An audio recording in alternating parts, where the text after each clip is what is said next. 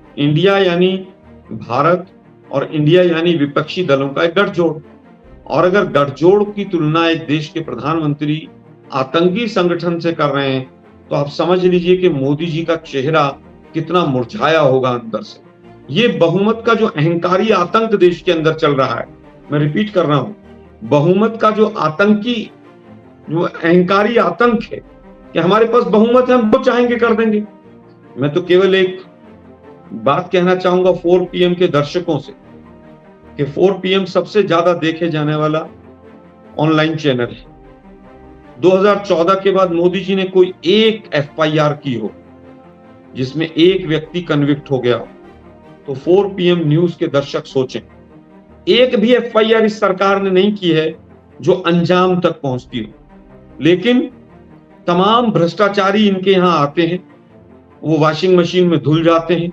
देश के प्रधानमंत्री USA में बोल सकते हैं, फ्रांस में जाकर बोल सकते हैं, मेरा बूथ सबसे मजबूत में भाषण दे सकते हैं, लेकिन मणिपुर पर संसद में आकर भाषण नहीं दे सकते। मणिपुर में डबल इंजन की सरकार थी, उसके बावजूद 6000 हथियार कैसे लूटे, 3 लाख कारतूस कैसे लूटे गए, कैसे वहां की पुलिस ने 900,000 लोगों के बीच में 2 महिलाओं को निर्वस्त्र करने के लिए छोड़ दिया। दिल्ली में दंगे हुए, मोदी जी मौन। आप देखिए, अडानी वाला विषय हुआ, मोदी जी मौन। राफेल वाला विषय हुआ, मोदी जी मौन। विषय कोई होता है, मोदी जी बोलते कुछ है। एक फौजी जो कारगिल कहता है, मैं कारगिल में देश को बचा लाया, लेकिन अपनी पत्नी को नहीं बचा पाया, क्या ऐसा कहीं पर हुआ? ये तो केवल देश के प्रधानमंत्री की कुत्सित मानसिकता है कि वो किस तरह से मुद्दे को भटकाएं। नमस्कार, मैं हूं संजय शर्मा। आप देख रहे हैं 4 PM न्यूज नेटवर्क। कांग्रेस जाल बिछा रही है कि हमारे साहिब प्रधानमंत्री जी किसी तरह उस जाल में फंस जाए। कितना भी हमला बोला, मणिपुर के वीडियो जारी किए, मणिपुर की घटनाएं जारी करी, पूरी दुनिया में मणिपुर मणिपुर हो गया, लेकिन साहिब नहीं बोले। साहिब एक दिन बोले, जिस दिन सुप्रीम कोर्ट के चीफ जस्टिस ने कहा कि हम इस वीडियो से बहुत दुखी हैं, हम देख रहे हैं सरकार कुछ करेगी या नहीं करेगी, और सरकार नहीं करेगी तो हम कुछ करेंगे, हम ऐसे चुपचाप नहीं बैठ सकते। उस दिन साहब को लगा कि अब मामला गड़बड़ है। साहब आए और गेंद फिर से कांग्रेस के पाले में फेंक दी। कह दिया कि मणिपुर हो, छत्तीसगढ़ हो, राजस्थान हो, सबके मुख्यमंत्रियों को कानून व्यवस्था अच्छी करनी चाहिए, महिलाओं का उत्पीड़न नहीं होना चाहिए। छत्तीसगढ़ और राजस्थान को मणिपुर से कनेक्ट कर, और साहेब की पालतू गोदी मीडिया को बस साहेब के मुख बिंदु से कुछ झड़ जाए, कुछ कह दे, साहेब शो होने लगे। Manipur to Chhattisgarh, Manipur to Rajasthan. साहेब के करीबी, साहेब के सर्वे सर्वा ने कहा कि बहुत दिखा दिया मणिपुर, सीमा हैदर दिखाओ। सारे चैनल सीमा हैदर पाकिस्तान से आई, सीमा हैदर की आशिकी, भाभी प्रेग्नेंट हो गई, भाभी ने डांस किया, भाभी टॉयलेट गई, शो चलने लगे, जिससे मणिपुर की चर्चा से आपका दिमाग हट जाए। लेकिन कांग्रेस को लगा कि प्रधानमंत्री संसद में तो आएंगे ही नहीं, बोलेंगे नहीं, तो फिर कांग्रेस ने जाल बिछाया।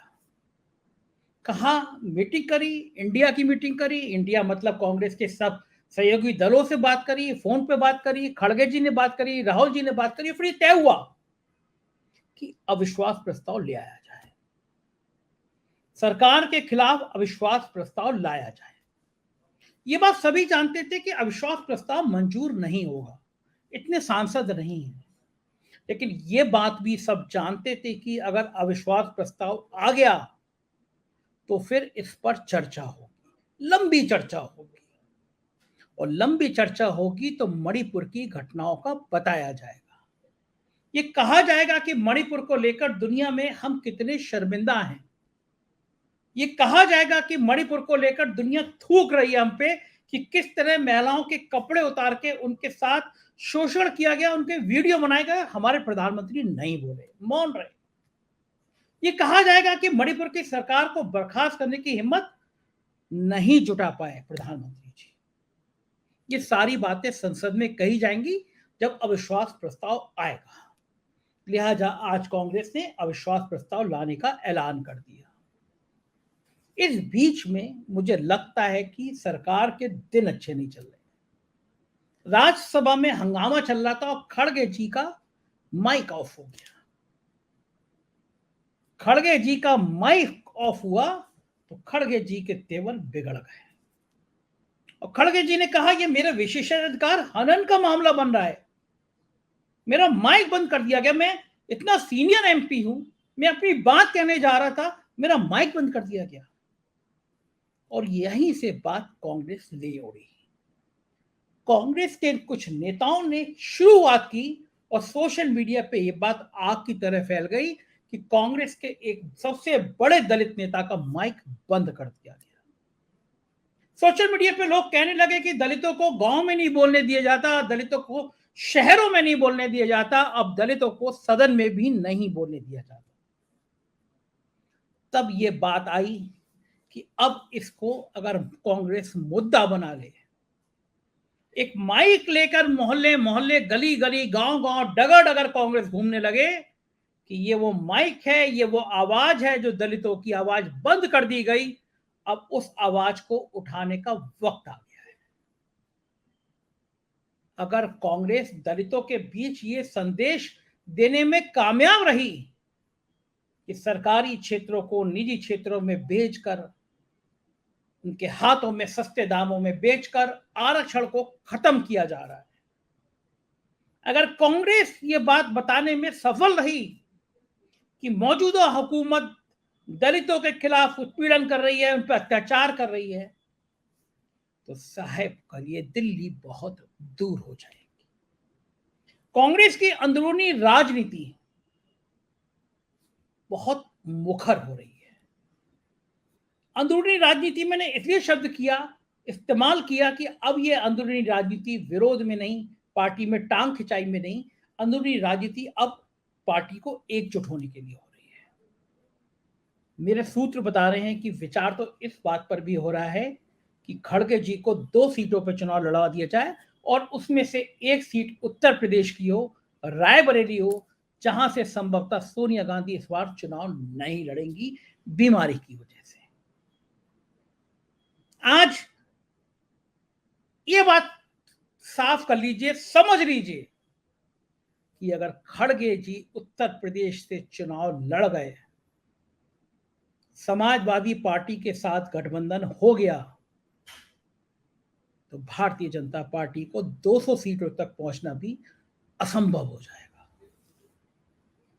उत्तर प्रदेश में जिन दलित वोट को बीजेपी अपना मान के बैठी है, यह मान रही है कि मायावती वही करेंगी जो हम चाहेंगे, अगर खड़गे जी उत्तर प्रदेश में आ गए तो राजनीति का सारा इतिहास और भूगोल बदल जाएगा। कांग्रेस के इन सारे हालातों पर, खड़गे जी के माइक बंद करने पर, खड़गे जी को अपमानित करने पर और देश की राजनीति पर, मैं आज आपको कांग्रेस के सबसे फायर प्रवक्ता, तमाम टीवी चैनलों पर आप जिनको देखते रहते हैं, अपने तर्कों से वो जो धज्जियां उड़ाते हैं, ऐसे कांग्रेस के फायर, जिन्हें आग लगना कहते हैं ना, आग लगाने वाले प्रवक्ता, आग गलत सेंस में नहीं, आपकी भावनाओं में आग लगाने वाले, आपको सच दिखाने वाले, तीखा तीखा बोलने वाले, ऐसे कांग्रेस के प्रवक्ता आलोक जी आज मेरे साथ हैं। मैं सीधे आलोक जी के पास आपको लेके चलता हूं और आलोक जी से कुछ सवाल करूंगा और उनके जवाब क्या होते हैं। पूरा वीडियो जरूर सुनिएगा, आप मानेंगे कि आलोक जी की बातों में कितना दम है। चलते हैं आलोक जी के पास। आलोक जी, स्वागत है आपका 4 PM में। और हम ये समझना चाहते हैं, सभी जानते हैं, देश का बच्चा बच्चा जानता है कि आप जो अविश्वास प्रस्ताव कांग्रेस लेकर आई है वो पास नहीं होने वाला। भारतीय जनता पार्टी के सांसदों का इतना हृदय परिवर्तन नहीं हो रहा कि वो मोदी जी के खिलाफ जाके वोट कर दें, तो फिर ये संसद में आप लोग नूरा कुश्ती क्यों कर रहे हैं? देखिए संजय भाई, ये नूरा कुश्ती नहीं है, ये संवैधानिक अधिकार है कि जो जिस तरह से एक व्यक्ति जो अपने आप को larger than king size PM समझता हो, जो संसद के अंदर आकर भाषण नहीं देना चाहता हो, मणिपुर 84 दिन से जल रहा हो, महिलाओं के साथ क्या घटनाएं घट रही हैं वो पूरा देश देख रहा है, केवल संसद के बाहर आकर दंडवत हो जाना और फिर संसदीय परंपराओं को ठेंगा दिखा देना इस मदारी सरकार का रोज का काम हो गया। मुझे लगता है कि आज जो इंडिया अलायंस है उसने 5वें दिन लगातार जब ये कहा कि 267 में आप चर्चा कराइए, अनलिमिटेड टाइम की चर्चा कराइए। मणिपुर का जो मामला है वो दूसरे राज्यों में फैल रहा है और ये राष्ट्रीय महत्व का विषय है, लेकिन देश के प्रधानमंत्री यूएसए में बोल सकते हैं, फ्रांस में जाकर बोल सकते हैं, मेरा बूथ सबसे मजबूत में भाषण दे सकते हैं, लेकिन मणिपुर पर संसद में आकर भाषण नहीं दे सकते। जब सुप्रीम कोर्ट ने संज्ञान लिया सुबह 10 बजे, तो 11 बजे देश के प्रधानमंत्री आए और संसद की चौखट के बाहर आकर और मीडिया के सामने आकर अपना वक्तव्य देकर चले गए। एक तरफ आप संसद को मंदिर मानते हैं, दूसरी तरफ आप संसदीय परंपराओं का अपमान करते हैं। तो आज ये जो इंडिया अलायंस था, जो नो कॉन्फिडेंस मोशन लेकर आया, उसमें नूरा कुश्ती ना होकर मजबूरी में उठाया गया कदम था कि किस तरह से हम देश के सामने सच्चाई को ला सकें और किस तरह से देश के प्रधानमंत्री को हम विवश कर सकें कि भाई आप आइए और देश को बताइए मणिपुर में क्या हुआ। मणिपुर में डबल इंजन की सरकार थी, उसके बावजूद 6000 हथियार कैसे लूटे, 3 लाख कारतूस कैसे लूटे गए, कैसे वहां की पुलिस ने 900,000 लोगों के बीच में 2 महिलाओं को निर्वस्त्र करने के लिए छोड़ दिया। वहां के मुख्यमंत्री आज भी क्यों बने हुए हैं जो कह रहे हैं कि ऐसी सैकड़ों घटनाएं हो गई हैं। तो मोदी साहब को मन की बात छोड़कर और मणिपुर की बात करने के लिए हमने रास्ता अपनाया। मोदी जी हमेशा क्या करते हैं संजय जी, कि वो शब्दों के साथ बाजीगरी करते हैं, खेल जाते हैं और अपना उन्होंने एक ऑरा बनाया हुआ है कि वो पता नहीं कितने बड़े विश्व गुरु हैं और कितने बड़े वो ज्ञानी हैं। मुझे लगता है कि उनको मणिपुर की चीत्कार सुनाई नहीं दी और मणिपुर में जिस तरह से जो चीजें हुई वहां पर, उसके बाद भी केंद्र सरकार ने अपनी पावर्स को यूज नहीं किया, इसलिए आज इंडिया अलायंस को ये रास्ता अपनाना पड़ा। आलोक जी, आपकी बातों से ये झलक रहा है कि आप अविश्वास प्रस्ताव से ज्यादा ये चाहते हैं कि किसी तरह संसद में आके प्रधानमंत्री बोल दें। आपने जो जाल बिछाया है वो प्रधानमंत्री को फंसाने के लिए कि वो पार्लियामेंट में आके बोल दें। क्या यही मजबूरी, आप बुलवा नहीं पा रहे हैं इसके अविश्वास प्रस्ताव के अलावा, आप इतनी ताकत नहीं जुटा पा रहे हैं कि प्रधानमंत्री आके बोले? देखिए, मुझे लगता है आप तमाम विषय देखिए, दिल्ली में दंगे हुए, मोदी जी मौन। आप देखिए अडानी वाला विषय हुआ, मोदी जी मौन। राफेल वाला विषय हुआ, मोदी जी मौन। विषय कोई होता है, मोदी जी बोलते कुछ है। इतना बड़ा विषय ईडी के डायरेक्टर के साथ सुप्रीम कोर्ट ने जो किया, देश के प्रधानमंत्री मौन। हर चीज पर देश के प्रधानमंत्री मौन हो जाएं और बचकर निकल जाएं, ये ठीक नहीं है। ये बहुमत का जो अहंकारी आतंक देश के अंदर चल रहा है, मैं रिपीट कर रहा हूं, बहुमत का जो आतंकी, जो अहंकारी आतंक है कि हमारे पास बहुमत है, हम जो चाहेंगे कर देंगे। आज हम संविधान को नमन करते हैं कि larger than king size PM को अब देश में आकर वक्तव्य देना होगा और हम उम्मीद करते हैं कि कल वो आएंगे और कल आकर वो मणिपुर पर चर्चा करेंगे कि 198(1) में जो नोटिस दिया गया है अविश्वास प्रस्ताव का, उसमें स्पेसिफिकली जो विषय है वो मणिपुर है। मणिपुर पर आए, बताएं वहां पर क्या हुआ, क्यों हुआ, कैसे हुआ, डबल इंजन की सरकार कैसे फेल हुई, केंद्र ने अपनी पावर्स का यूज क्यों नहीं किया, गवर्नर क्या कर रहे थे, सरकार क्यों चुप थी। इन तमाम विषयों के ऊपर आकर अपना वक्तव्य रखें। आलोक जी, प्रधानमंत्री ने तो जब बोला तो बता दिया कि मणिपुर की घटनाओं पे दिल दहलता है, चाहे मणिपुर हो, चाहे छत्तीसगढ़ हो, चाहे राजस्थान हो, कहीं पे भी महिलाओं के अत्याचार हो रहे थे, वहां के मुख्यमंत्री को देखना चाहिए। तो आपकी सरकारों को इशारा कर दिया और उसके बाद तमाम टीवी चैनलों ने दिखाया कि छत्तीसगढ़ और राजस्थान, मणिपुर टू राजस्थान, मणिपुर टू छत्तीसगढ़, तमाम शो हुए, आपने भी देखे होंगे। तो आपकी सरकारों पे भी तो शो हो रहे हैं। संजय जी देखिए, गोदी मीडिया क्या दिखाता है वो बीजेपी डायरेक्ट करती है। अगर 4-6 चैनल 4 PM जैसे हो जाएं तो देश को सच्चाई सामने आने लग जाए। हम जानना चाहते हैं क्या राजस्थान में कहीं या मध्य प्रदेश में, चाहे कोई भी बीजेपी शासित राज्य भी हो, किसी भी राज्य में ऐसा हुआ कि 900,000 लोगों को 2 महिलाएं पुलिस ने सुपुर्द कर दी। एक फौजी जो कारगिल कहता है मैं कारगिल में देश को बचा लाया, लेकिन अपनी पत्नी को नहीं बचा पाया, क्या ऐसा कहीं पर हुआ? ये तो केवल देश के प्रधानमंत्री की कुत्सित मानसिकता है कि वो किस तरह से मुद्दे को भटकाएं। उनका वैसे भी 5D फार्मूला रहता है और 5D में पहला वो डिनाई करते हैं कि ऐसा हुआ ही नहीं। चाइना के मामले में ना कोई आया है, ना कोई घुसा है, ना कोई घुसेगा, पता नहीं क्या क्या क्लीन चिट दे डाली उन्होंने। फिर वो डाइवर्ट करते हैं विषय को 100 साल पहले ऐसा हुआ था, पंडित नेहरू के टाइम पे ऐसा हुआ था। डाइवर्ट जब नहीं हो पाता फिर वो डिस्टॉर्ट करते हैं, फिर गलत गलत वीडियो लेके आएंगे, टूल किट बताएंगे, तमाम चीजें बताएंगे, फिर वो डिफ्लेक्ट करेंगे कि डिफ्लेक्ट कर दो चीजों को, और जब वो भी नहीं होगा तो फिर वो डिफेम करेंगे। तो अब वो डिफेम की पोजीशन पर पहुंच गए हैं और देश के प्रधानमंत्री का ये 5D फार्मूला एक्सपोज हो, इसलिए उनको संसद में आना होगा और भाषण देना। आलोक जी, क्या लगता है कि संसद में जब वो आएंगे और पीछे पीछे मोदी मोदी के नारे लग रहे होंगे, बहुत छोटी संख्या है आप लोगों की, वो जो शोर होगा संसद में उनके वेलकम का, मेजें थपथपाई जा रही होंगी, मोदी मोदी के नारे लगे होंगे, छोटी सी संख्या, आप लोग कहाँ देखेंगे उसमें? अगर मोदी जी भाषण देने आते हैं, सरकार के खिलाफ अविश्वास प्रस्ताव है और उसमें मणिपुर विषय है, और उसके बाद भी अगर मोदी मोदी के नारे लगते हैं तो खुद उनको लज्जा आनी चाहिए। बालासोर में सैकड़ों लोग ट्रेनों में कट के मर गए और इनके अंधभक्त वहां पर भी मोदी मोदी के नारे लगा रहे थे। तो मुझे लगता है कि सांसदों में अगर थोड़ा सा भी कहीं जमीर होगा, चाहे वो भाजपा के हो चाहे इनके सहयोगी दलों के होंगे, तो कम से कम अविश्वास प्रस्ताव और मणिपुर की घटना के बाद मोदी मोदी नारे लगाएंगे तो स्वयं अपनी आत्मा में झांक कर देखेंगे। मैं ये जानना चाहूंगा आलोक जी, चूंकि आप दिल्ली में रहते हैं, तमाम बड़े बड़े नेताओं से आपके संबंध हैं, आप बहुत राजनीति को करीब से देखते हैं, बड़े नेताओं में ऐसी कौन सी चीज पैदा हो जाती है, वो संसद में नहीं आना चाहते, वो आपको थोड़ा निचले स्तर का, मतलब बाकी सांसदों को क्या निचले स्तर का देखते हैं, या साइकोलॉजी क्या है उनके, प्रधानमंत्री की आपको क्या लगती है? मैं कहूंगा कि देखिए, बहुत प्रधानमंत्री इस देश ने देखे, पंडित नेहरू जैसे स्टॉलवर्ड देखे हैं, इंदिरा गांधी जी जैसी बोल्ड लेडी देखी हैं, डॉक्टर मनमोहन सिंह जी जैसे बड़े बड़े अर्थशास्त्री देखे हैं, अटल बिहारी वाजपेयी जैसे वाकपटु प्रधानमंत्री देखे हैं देश ने। लेकिन मुझे लगता है इस बार जो प्रधानमंत्री हैं वो केवल अपनी स्वस्तुति में ही पूरा समय निकाल देते हैं। उनको लगता है बस मेरे से ज्यादा ना तो बड़ा कोई विद्वान हुआ है। वो आज भी अपने आप को संसद से ऊपर मान रहे हैं, देश से ऊपर मान रहे हैं। तमाम विषय, गंभीर विषय जितने होते हैं, उनको सबको कैसे बाईपास करना है, मुझे लगता है वो देश के प्रधानमंत्री की आदत बन चुकी है। संसद में संगोल आएगा, सिंगोल आएगा और सिंगोल को पूजा करने वाले साधु आएंगे, हमें साधुओं से आपत्ति नहीं है, लेकिन वो संगोल अब मणिपुर के मामले में क्या कर रहा है, देश ये जानना चाहता है। 3 मई को घटना घटती है, उसके बाद से आज तक देश के प्रधानमंत्री खामोश रहते हैं।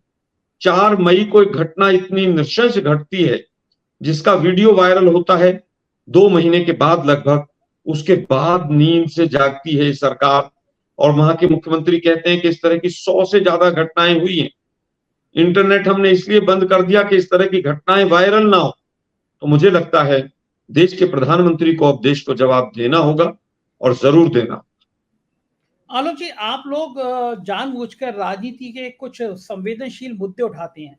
खड़गे जी ने आज जो माइक बंद होने की बात कही और कहा कि मेरा अपमान हुआ, मुझे बात नहीं करने दी गई, तो आपके कांग्रेस से कुछ नेता लोग कह रहे थे कि एक दलित नेता को राज्यसभा में बोलने नहीं दिया गया। तो आप ये ट्रम्प कार्ड यूज कर रहे हैं, खड़गे जी का दलित होना कांग्रेस एक ट्रम्प कार्ड की तरह इस्तेमाल कर रही है खड़गे जी को। देखिए, मुझे लगता है खड़गे जी दलित हैं, इसमें कहीं पर दो राय नहीं। हम तो कह रहे हैं बीजेपी भी किसी दलित को अपना अध्यक्ष बनाए, दलितों का मान सम्मान होना चाहिए, इसमें कहाँ दिक्कत। वो एक सांसद हैं और बहुत पुराने सांसद हैं। अगर उनका माइक बंद कर दिया जाता है, राहुल गांधी जी का माइक बंद कर दिया जाता है, तो स्वाभाविक है कि सबको दर्द होगा।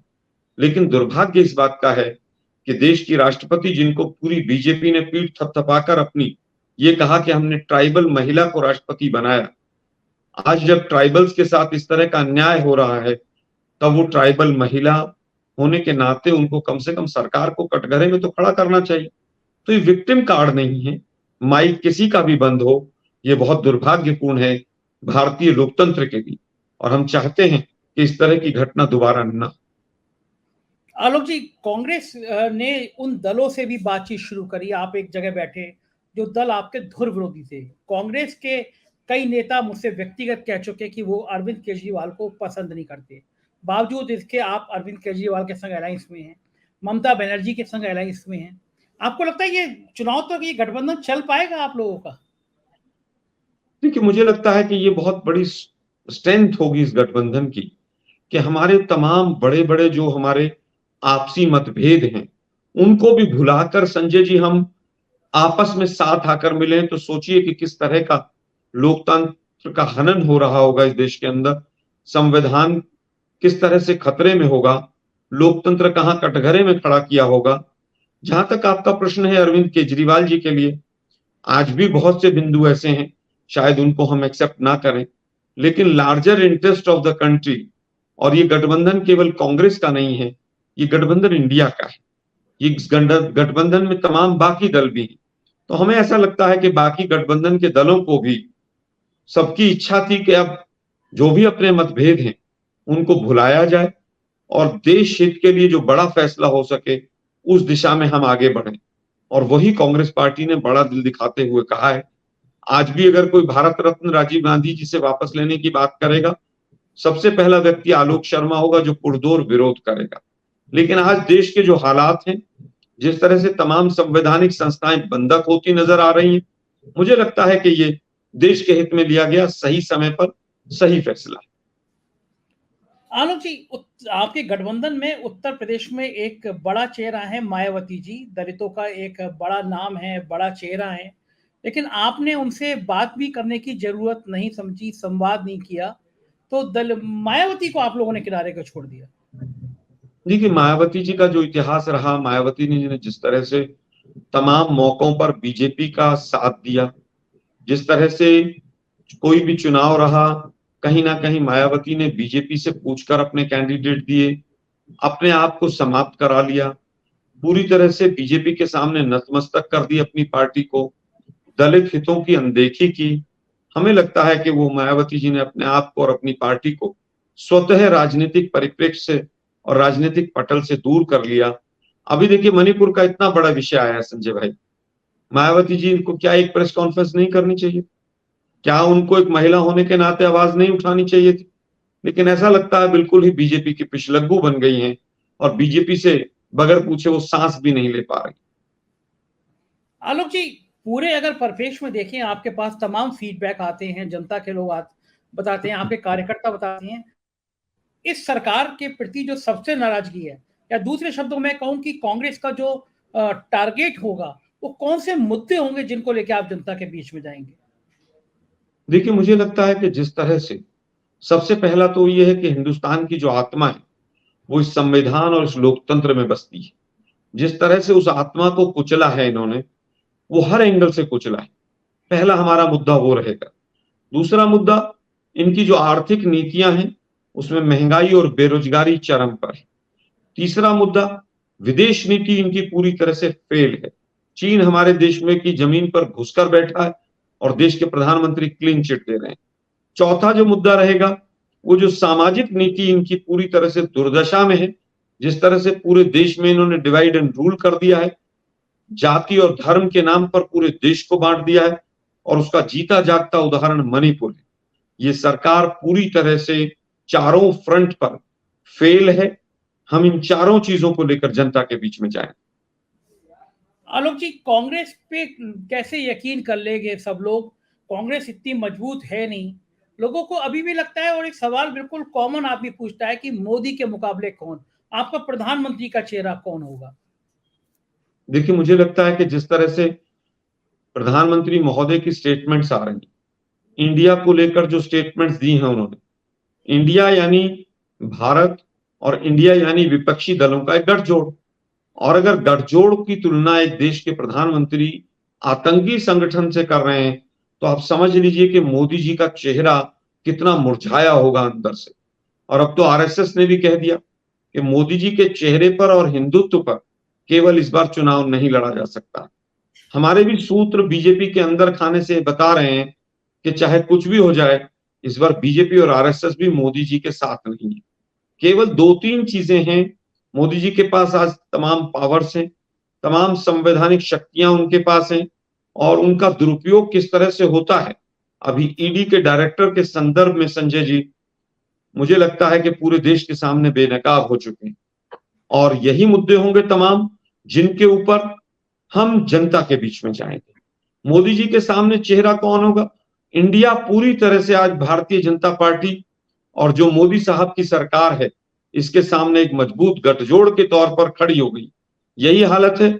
एक तरफ मणिपुर जल रहा है, दूसरी तरफ देश के प्रधानमंत्री अपनी पार्लियामेंट्री बोर्ड की मीटिंग में इंडिया का जिक्र कर रहे हैं, तो घबराहट और डर उनके यहाँ पर पूरी तरह से परिलक्षित है। यही कारण है कि माननीय राहुल गांधी जी के खिलाफ एक झूठे षड्यंत्रकारी केस में उनको फंसाकर उसकी आधार बनाकर ये तय करने का प्रयास किया जा रहा है कि उनको 2024 में चुनाव न लड़ने दिया जाए। लेकिन मुझे लगता है न्यायिक प्रक्रिया अपना रास्ता ठीक अपनाएगी और हमें न्याय मिलेगा। आलोक जी, अगर आपको न्याय मिलता है, राहुल गांधी दोबारा सांसद बन जाते हैं, आपकी अकेली सरकार बन जाती है, तो आप प्रधानमंत्री किसको चुनना पसंद करेंगे, खड़गे जी को या राहुल गांधी को? देखिए, मुझे लगता है सांसदों का पूरा अपना विशेषाधिकार है। खड़गे जी के पास बहुत लंबा एक्सपीरियंस है। राहुल गांधी जी सर्वमान्य लीडर हैं। खड़गे साहब हमारे अध्यक्ष हैं। खड़गे साहब के पास लगभग 50 वर्षों का एक लंबा एक्सपीरियंस है। दोनों कैपेबल हैं, लेकिन ये तय करना पार्टी के हाईकमान का और सांसदों का काम है।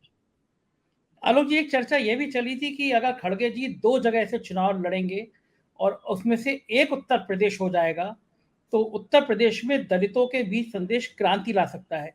क्या पार्टी इस लाइन पे भी कुछ काम कर रही है कि खड़गे जी उत्तर प्रदेश की किसी एक सीट से चुनाव लड़ सकते हैं? देखिए, इस तरह की चर्चाएं मुझे भी सुनने में आई संजय भाई, लेकिन इस तरह का कोई आधिकारिक निर्णय अभी तक नहीं लिया गया। आलोक जी, लड़ाई उत्तर प्रदेश से लेकर बिहार तक और हिंदी भाषी राज्यों में खास तौर से मंडल बनाम कमंडल की एक तेज लड़ाई हुई। नीतीश कुमार ने जातीय जनगणना की बात की और वो लड़ाई आगे बढ़ गई। आपको क्या लगता है कि लड़ाई वाकई में मंडल बनाम कमंडल पे हो जाएगी और भारी कौन पड़ेगा? क्योंकि राम मंदिर बनेगा तो हिंदुत्व का उफान होगा उत्तर प्रदेश से और वो पूरे देश में उसकी तरंगे जाएंगी। देखिए, मुझे लगता है हिंदुत्व इनका नकली है, राष्ट्रवाद इनका कपटी है और दोनों मुद्दों पर बेनकाब हो गए। राम मंदिर न्यायालय के निर्देश पर बन रहा है। राम मंदिर में जो गबन हुए जमीनों के उसकी जांच इन्होंने नहीं कराई।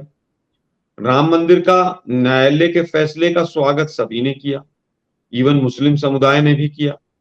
केवल उसको आप समझे कि 10 वर्षों तक आप काम नहीं करें और मणिपुर जैसी डबल इंजन की निकम्मी सरकार दें और उसके बाद केवल आप कहें कि राम मंदिर हमारे शासनकाल में बन रहा है इसलिए हमें वोट दे दो। ये देश की जनता बहुत चिंतन और मनन वाली जनता है। अब ये लोग बेनकाब हो चुके हैं। अगर सबसे ज्यादा किसी ने राम मंदिर के मामले में यू टर्न लिया तो बीजेपी है। जब विपक्ष में थी तो कहती थी कि ये आस्था का विषय, ये न्यायालय का विषय ही नहीं, ये संसद का विषय ही नहीं। और जब सत्ता में आए तो कहने लगे साहब ये तो न्यायालय का विषय। तो मुझे लगता है कोई नैतिक अधिकार नहीं है उनको कि जिस तरह का आज देश जिस दुर्दशा में पहुंचा हुआ है, हम कह रहे हैं कि राम मंदिर भी बने और राम राज्य भी आए। केवल राम मंदिर बन जाए और उसके बाद सरकार जो है हमेशा जिस तरह से अपनी नाकामियों को छुपती हुई के पीछे छुपती हुई नजर आती है, देश की जनता अब इस सरकार को स्वीकार नहीं करे। एक आखिरी सवाल आलोक जी, जिस तरह विपक्ष के नेता ईडी के निशाने पे हैं, जेल जा रहे हैं, कांग्रेस के नेताओं को भी डर लगता है? अभी 8-10 महीने बचे हैं। देखिए संजय भाई, डर इस प्रकृति का एक आधार है। डर किसी को भी लगता है और जब सत्ता सोच ले कि किसी को जेल में डालना है, मैं तो केवल एक बात कहना चाहूंगा 4 PM के दर्शकों से कि 4 PM सबसे ज्यादा देखे जाने वाला ऑनलाइन चैनल है। 2014 के बाद मोदी जी ने कोई एक FIR की हो जिसमें एक व्यक्ति कन्विक्ट हो गया हो, तो 4 PM न्यूज के दर्शक सोचें, एक भी FIR इस सरकार ने नहीं की है जो अंजाम तक पहुंचती हो। लेकिन तमाम भ्रष्टाचारी इनके यहां आते हैं, वो वॉशिंग मशीन में धुल जाते हैं। हेमंत बिश्व शर्मा से लेकर तमाम लोग जिनके खिलाफ ईडी और सीबीआई के तमाम चार्जेस थे और CD बनाई गई, तो अभी इनका जो दोहरा पैमाना है कि हम भ्रष्टाचार से लड़ रहे हैं, अब लोग कह रहे हैं कि भंगारू लक्ष्मण की पार्टी भी अगर भ्रष्टाचार से लड़ने की बात करेगी तो कहावत है कि छाछ तो बोले ही बोले, छलनी भी बोले, जिसमें 72 छेद हों। तो बीजेपी अब पूरी तरह से बेनकाब हो चुकी है। मैं फिर कहूंगा 4 PM के दर्शक सोचें कि मोदी जी ने कोई एक FIR की हो और उसमें एक व्यक्ति कन्विक्ट हो गया हो तो हम मान लेंगे कि मोदी जी सीरियस हैं। 9 साल हो गए, सरकार पकौड़े तल रही, एक व्यक्ति को जेल नहीं डाल पाई। पूरा देश करप्ट है, केवल भाजपा करप्शन फ्री। जो भाजपा में जाता है वो बिल्कुल गंगा स्नान करके बैठ जाता है।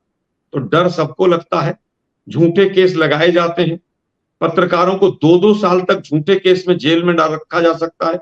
और ईडी सीबीआई भाई किसी के पास होगी तो आप एक केस से निकलेंगे, दूसरे में बंद कर दीजिए, दूसरे से निकलेंगे, तीसरे में 2 महीने 4 महीने निकलेंगे और किसी का भी राजनीतिक कैरियर चौपट हो जाएगा।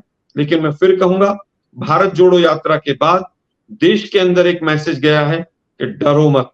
और संजय भाई, कांग्रेसी नहीं डर रहे हैं, हम मुखरता से आपके चैनल पर अपनी बात रख रहे हैं और इस सरकार को और मोदी जी को कटघरे में खड़ा कर रहे हैं। और जो देश हित में कटघरे में खड़ा करेगा वही देश पर राज करेगा। बहुत बहुत शुक्रिया आलोक जी, आपने हमें अपना कीमती समय दिया, धन्यवाद, थैंक यू। तो ये थे आलोक जी और बता रहे थे कि शायद सुना उन्होंने भी है कि खड़गे जी रायबरेली से चुनाव लड़ सकते हैं। जाहिर है उत्तर प्रदेश जिस पर भारतीय जनता पार्टी को सबसे ज्यादा नाज है, मान रही है कि सबसे ज्यादा सीटें यहाँ पे आ सकती हैं। अगर खड़गे जी चुनाव लड़ गए तो इतिहास भूगोल सारा बदल जाएगा, क्योंकि ये भी पता है कि योगी आदित्यनाथ और दिल्ली दरबार के बीच सब कुछ ठीक नहीं चल रहा। राजनीति की ऐसी खबरों को देखना हो तो 4 PM ज्वाइन करिए।